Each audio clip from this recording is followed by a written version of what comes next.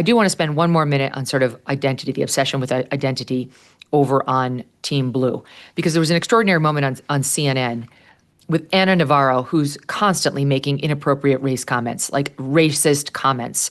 And they're having a debate over Trump's immigration policies and the ICE raids and how he's rounding up people. And now there's a federal district court judge who said you can't take into account whether a person is speaking Spanish or is at a day labor camp. You can't consider any of these things when you're trying to find people who are here illegally.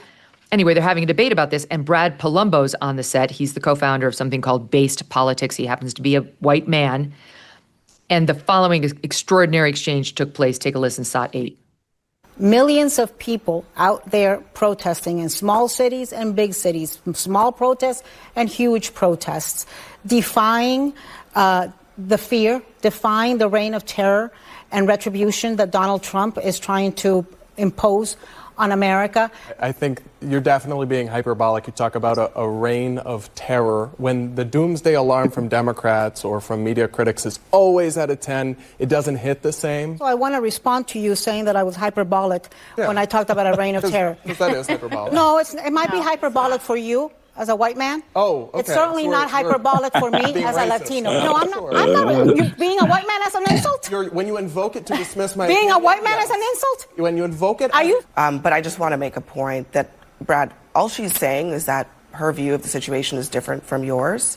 I don't think that's an insult. She basically said I'm wrong because I'm a white man. She just said, I see it differently from you, which is not an insult. It's not, and it's also not a racial insult. Not Unbelievable. Unbelievable. It was said, and then Abby Phillip allowed it and defended it. Incredible, Rich. Yeah. What a dereliction of duty as the anchor, first of all. And he was 100% right to call her out. I don't know if it matters, but Brad also happens to be gay. So he checks some minority boxes. Abby Phillip should be interested in defending him to the extent it was necessary, though he was raising exactly the right point. Now, how dare she allow that to happen on her set? And how dare they keep booking Ana Navarro, whose bread and butter is comments like this? Yeah, so where to start on this? There's so much to it. One, the idea of a reign of terror is obviously absurd, right? But anyone can have their opinion about immigration enforcement.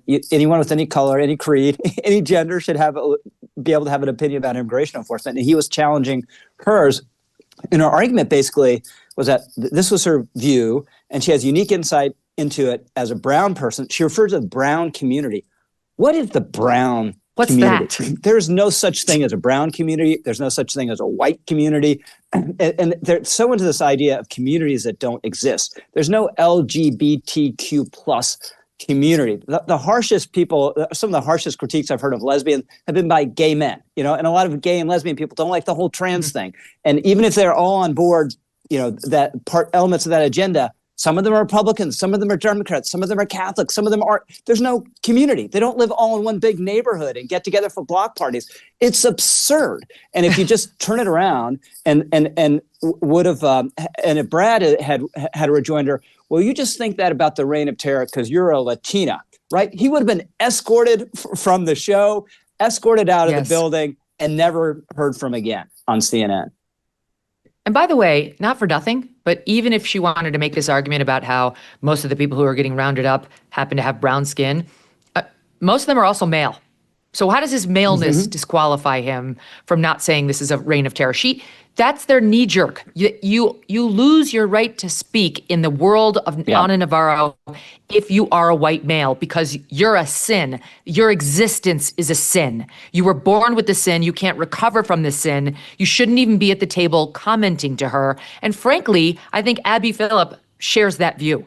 She's been, for the first couple of years she was on the air, she hid what's obviously her racism, but as she gets, out there more and more and more, it's coming out more frequently. She's a problem for CNN. It's very clear. Okay. I find the show unwatchable, but everyone ends up talking about the clips.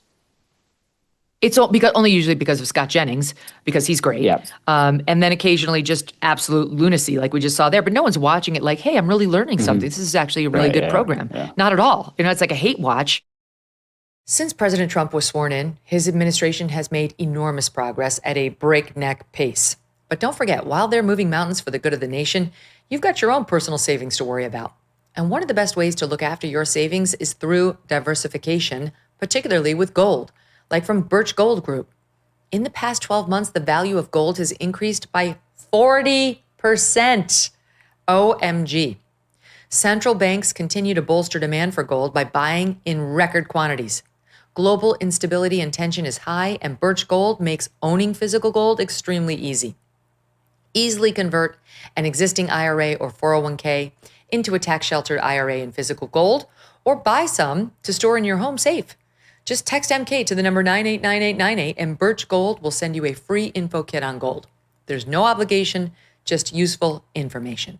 With an A+ rating from the Better Business Bureau and tens of thousands of happy customers, take control of your savings today. Text MK to the number 989898.